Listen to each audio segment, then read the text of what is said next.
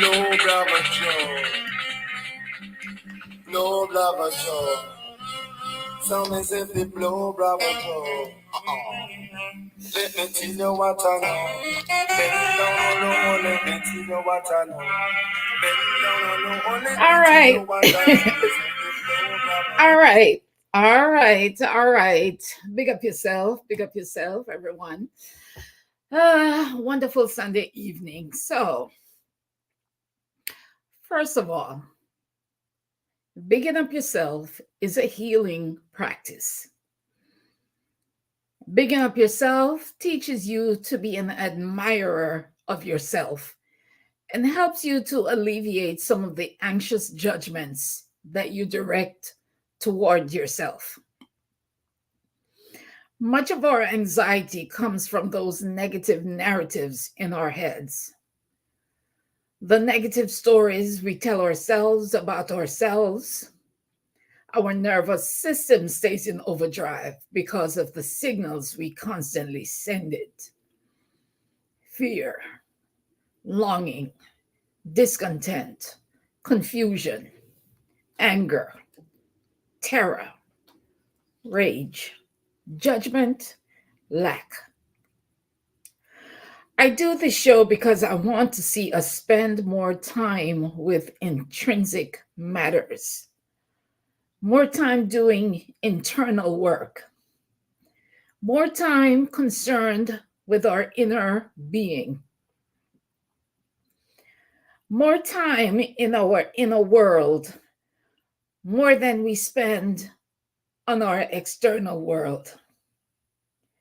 Getting back to who we were originally created to be. Because only then do we operate at our highest, our best self, and emanate healing love. And I want to know, how comfortable are you with what you see in the mirror? Welcome back to the Big Up Yourself show. I am your host, Winsome Alexander, also known as the Big Sister. I am a self-empowerment mentor, and I have been working with trauma survivors since 2008, and I've been certified one of Texas Inspiring Women, also certified as a crisis interventionist. Welcome back to the show. Oh, and if any of this sounds interesting to you, please subscribe, like, and leave a comment. Thank you. So, how comfortable are you with what you see in the mirror? Does your reflection frighten you? Does it disappoint you?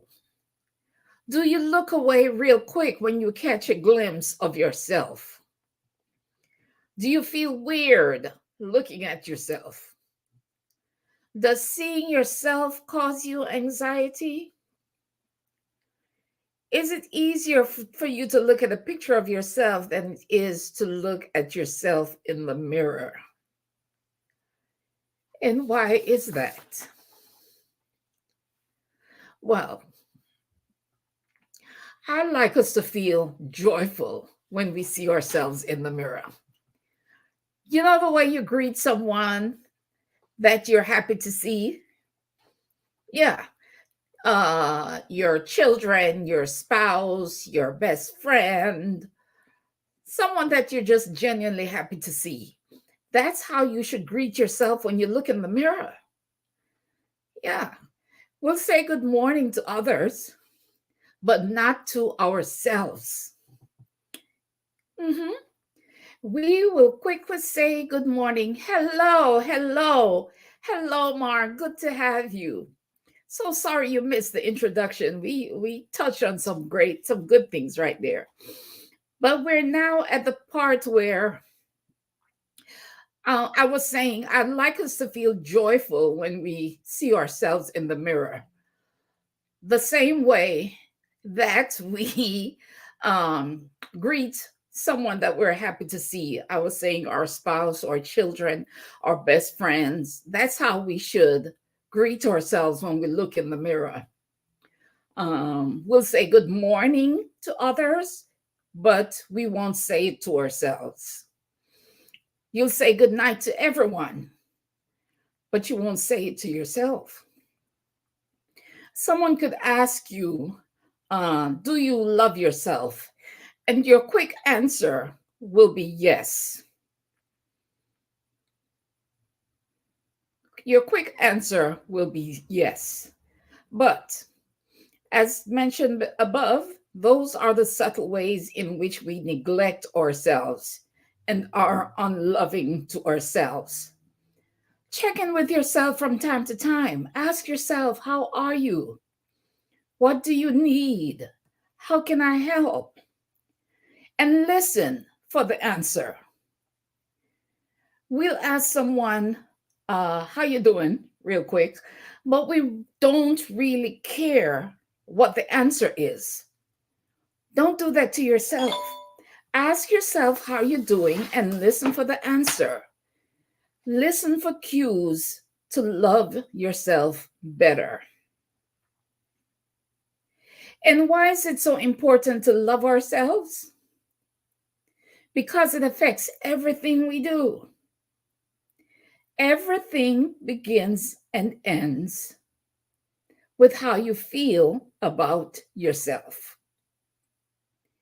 And only in truly loving yourself can we truly love others. The Bible says to love your neighbors as you love yourself. How can you love your neighbor if you're not loving yourself? If you're not kind to yourself, you probably won't have the capacity to be kind to your neighbor. And that's why we have so much discord in the world. Too many of us don't love ourselves, therefore we don't love anyone. And I'm talking about coping with a delicate nervous system today. But I went off on a tangent. I went off on a big up yourself tangent. But yeah, we want to be I'm talking about coping with a sensitive nervous system today. Now, it is said that Libras specifically have a delicate nervous system.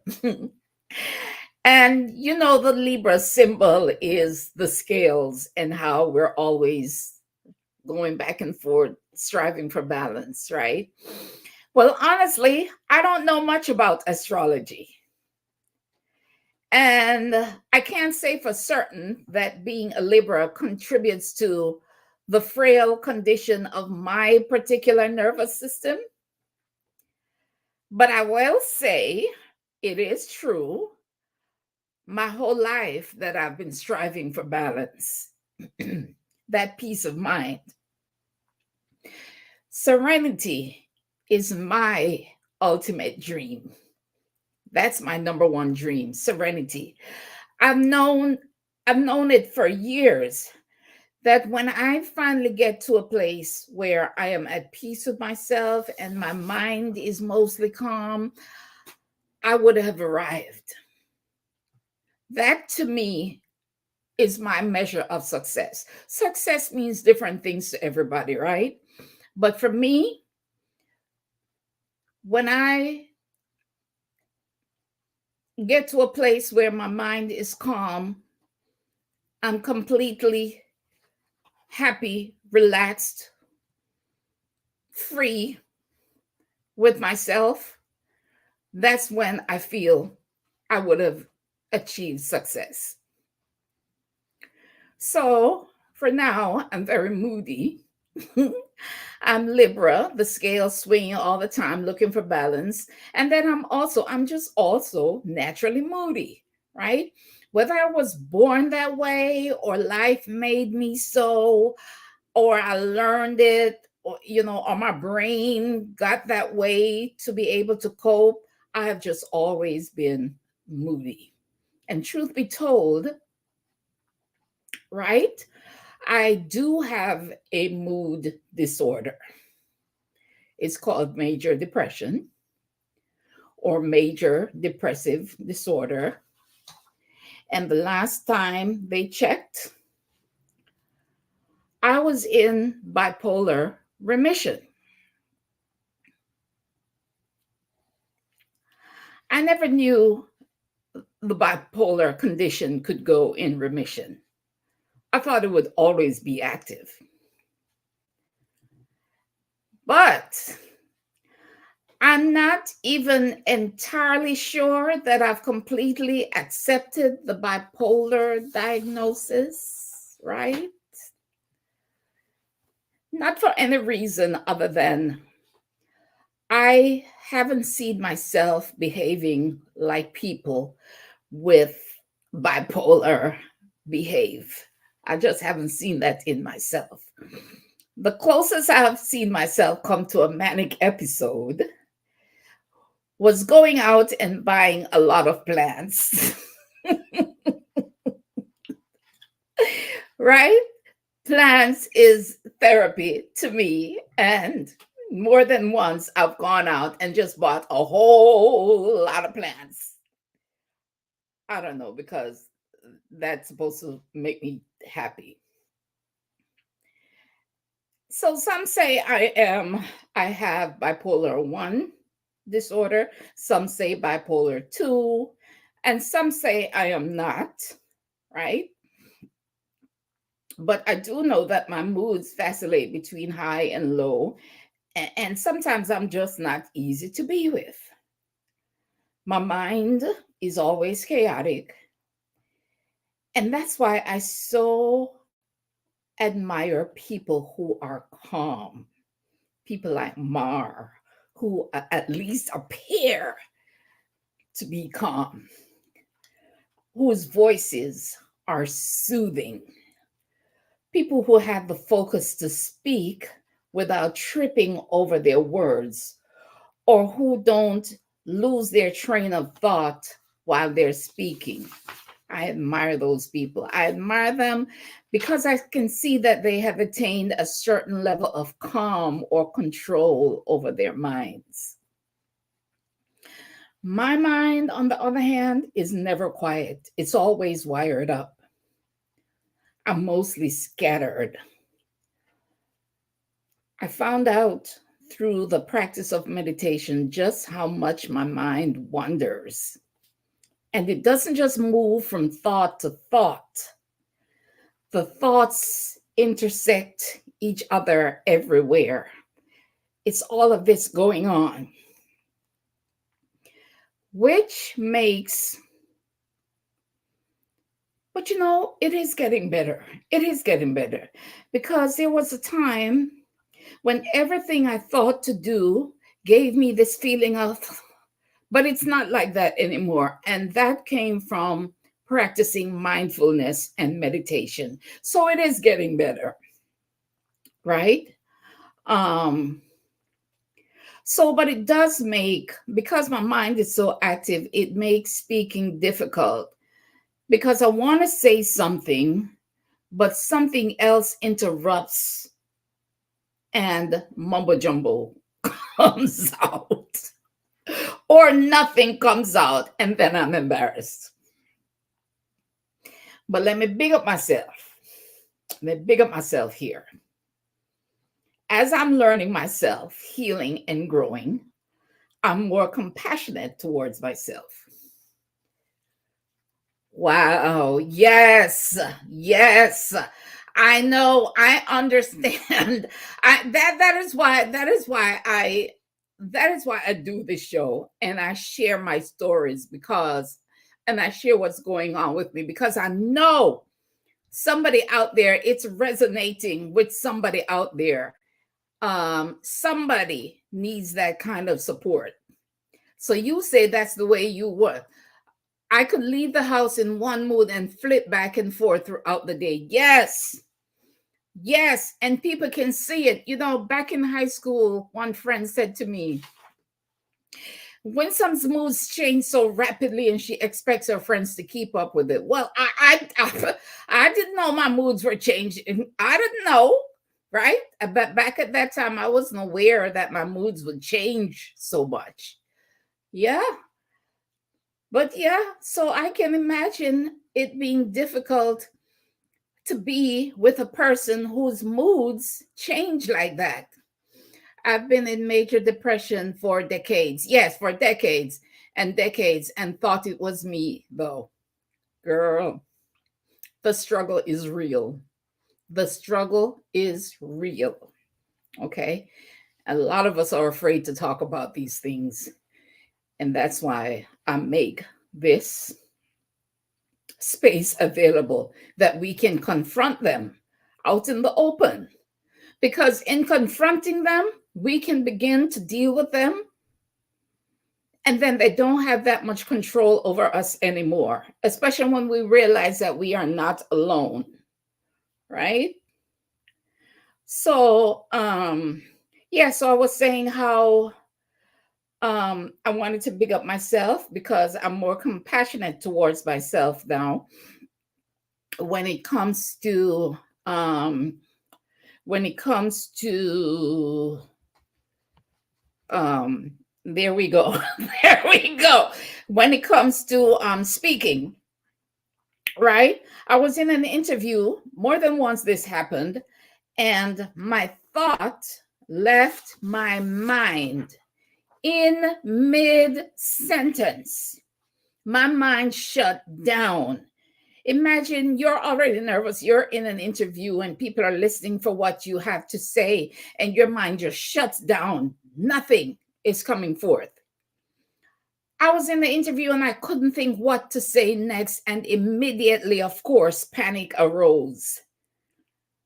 But after all was said and done, and I rewatched the episode, I realized I went blank when I started to recount a traumatic experience.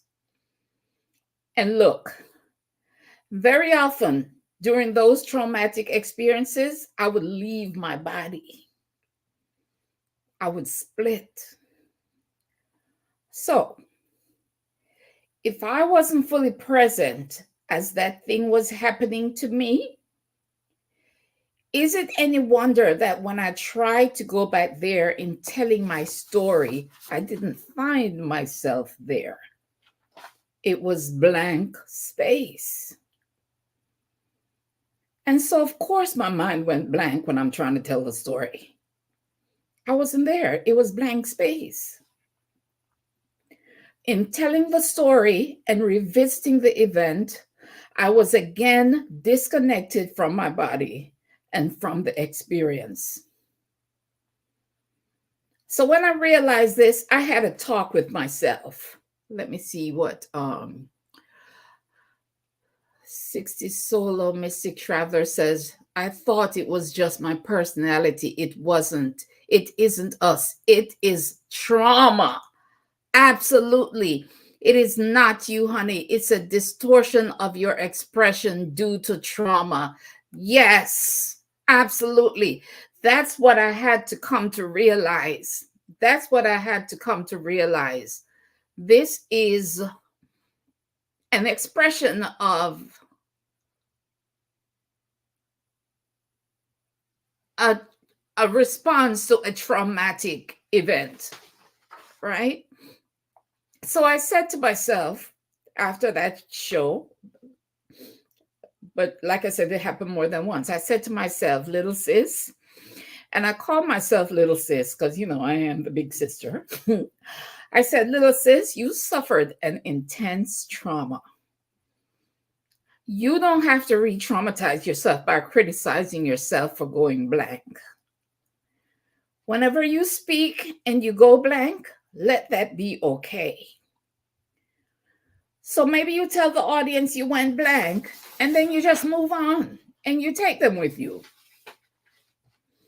If you're able to recall what you wanted to say later, then you do that. And if not, it probably wasn't the moment to share that piece anyway. But you're harder on yourself than the audience will be with you. Let go and go blank if you need to. It's okay. It's not the end of the world, and worse things can happen. And so, because I know that I have high anxiety and the problem with recall and thought to speech, that thought to speech delay and chaos, because I also have issues with focus and concentration, ADHD, I don't know, child, so many diagnoses. For a lot of my presentations, I have to use notes and I use a script. I'm working on losing the script because I believe I'll connect better with my audience without the script if it's just flowing from me, thought to speech. But I'm being patient with myself there too, right? So I thank you guys too for being patient with me. When you've experienced certain traumas that cause you to shut down, when you've experienced certain traumas that cause you to shut down and leave your body, your brain does that to help protect you. You know, we have those 4 responses: the fight, flight, freeze, or fawn. Well, most times I took flight, dissociation. I was in danger and I couldn't fight, so I left. So I liken that to kind of like a brain injury where, you have to learn to talk again.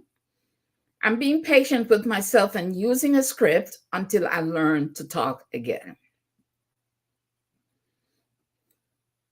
Brain injuries are not always from impact like that. Sometimes brain injuries come from experiencing an emotionally traumatic event. And in my case, because I leave my body, it's like, to this day, I will be honest and say that I don't feel like I sit squarely in my body. I don't feel like I've entirely come back 100% to my body. So sometimes I do feel disconnected from my body. I'm just being real.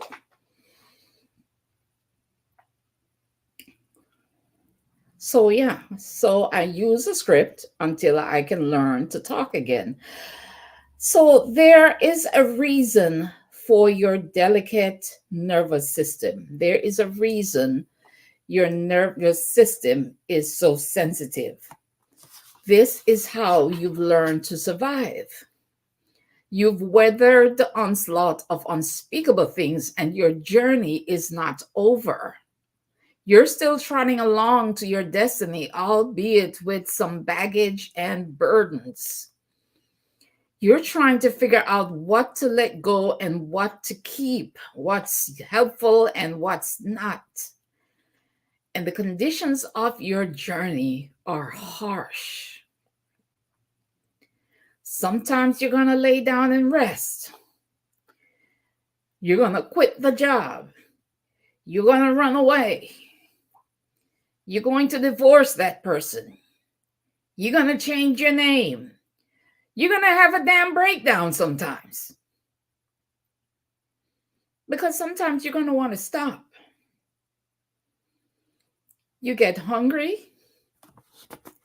You get thirsty for knowledge, for guidance, for clarity, for understanding, for validation, for companionship, for relief. But you're still here and you're still journeying.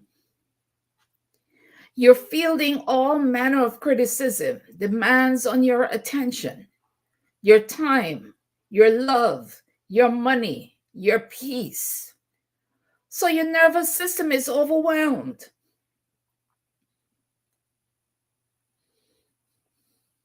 But one thing you can do to cope is to continually big up yourself. Big up yourself for surviving, for still going, for still seeking, for using a script instead of not doing it at all, for showing up when you don't feel like it. Big up yourself for doing things that are scary and uncomfortable, and for continuously growing, climbing, and taking others with you. Big up yourself. You're still here. Bigging up yourself is a healing practice. Some people want to trivialize bigging up yourself. I think it's not important. And they want to attach this energy of conceitedness to it, or distort it to make it look like you're being, like you're having a superiority complex. No, that's not what it's. Bigging up yourself is a healing practice. It keeps you in a perpetual state of gratitude. There's another coping strategy, right? That's another coping strategy. Gratitude. Always be grateful for something. Look around you. There is something to be grateful for, even if you're not grateful for your life. Because I've talked to some people who are not grateful for life. They don't want to be here. They see no purpose in them being here. But there is something even they can be grateful for. Be grateful that you're not in physical pain. I know some people who will live with pain every day. Imagine that. Living in pain every day, constantly. Be grateful that that's not you.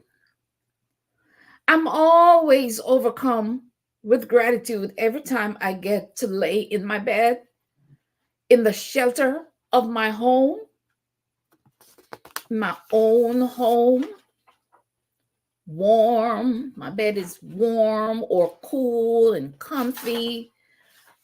That's a lot to be grateful for, because I remember not having my own bed and how awful that was. How miserable I was when I didn't have my own home, my own bed. I was absolutely miserable. I would hate to go back there. So I'm grateful for having my own shelter with my own bed to get into at night. Gratitude changes everything, you guys. So we've talked about ways to cope with a delicate nervous system, and one of them is to big up yourself. Another one is to be grateful for, find things to be grateful for. There was a time when I couldn't find a thing to be grateful for in my life. Oh my goodness, what a state. But there's always something. Another strategy is to stay committed. Oh, look at Shannon. Shannon, thank you for showing up, my sister. Another strategy is to stay committed. You can probably tell that I am not in the winsome, upbeat mood today, and I've been so anxious the past few days, I almost didn't come on today. But I made a commitment to myself and to you, and so here I am.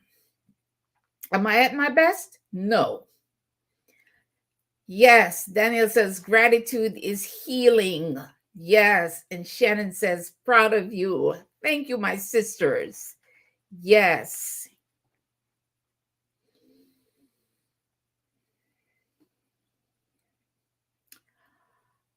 Yeah, but is it good for me to be here? Yes. So I was saying that I almost didn't come, right? Because I wasn't at my best. But is it good for me to be here? Yes, it is. Yes, it is. And Danielle says, I'm so glad you're here. Thank you, Danielle. My commitment to my original self brought me here, right? That purpose that I was originally created for, my commitment to that is what brought me here today. So commit to what you say you're going to do. That will teach your nervous system to support you. So I don't have professional or scientific explanations for these things we deal with, but what I have is human experience. I can't tell you what the books say to do, but I can tell you what I do and what I've learned works for me, and maybe it will help you too. Maybe something about my story resonates with you and helps you in some way. And that's my motivation. Maybe just creating this space for us to share and support one another helps you feel supported. So until next time, please make it a habit to big up yourself. It's healing. It's a healing practice. And look, join my Facebook Big Up Yourself group and post a win there every day. Every day, find something to post. Find a win that you can post there every day. That will reinforce your appreciation for yourself. That will help calm your nervous system. And it will inspire someone else to recognize themselves for their win. Yes, your commitment will support your nervous system. Yes. Oh my goodness. It's interesting how you go through these things and you immediately want to beat up yourself for going through or having like a down moment, a down mood, but it's out of those moments that you receive some profound revelations, right? Yeah. So, this is so good, you guys. I'm so glad I came today, and I'm so glad you're here. Because now I can say I am glad that I have been going through these past few days of severe anxiety, because it's teaching me. It's teaching me things I wouldn't necessarily learn from a book or from somebody else's experience or from even, say, professional therapy. I'm learning these things and gathering this revelation just because I had to go through that, walk that path. Daniel says, yes, this space is so healing for me. I feel fully supported. I am so glad. I am so glad.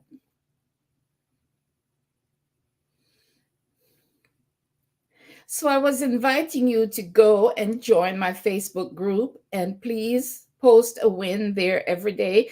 It will inspire someone else to recognize themselves for their wins. And guys, we have a lot to overcome to get through one day. A lot. Pause and celebrate at least one of those wins daily. Give yourself credit for those things you do daily to get through. And why not? Daniel says it is at the hard times. It is, wait, let me put it up here. It is at the hard times or when we can release our burdens to the higher power. It always works in our favor. That is right. That is right. Ooh, that is right. So the link to the Facebook group is in the description. It's the Big Up Yourself, Celebrating the Original You brag book. And you can feel free to brag on yourself there every day. Bragging yourself is going to help calm your nervous system. No one is going to judge you there for bragging, is what it's there for. Right? So this was a short one today. I invite you to go back and watch from the beginning. Please leave a comment. Like, go to the channel and leave a comment. Please, thank you. And until next time, this is your big sister reminding you to big up yourself. And may there be ease within your being. And may you be free. See you next week.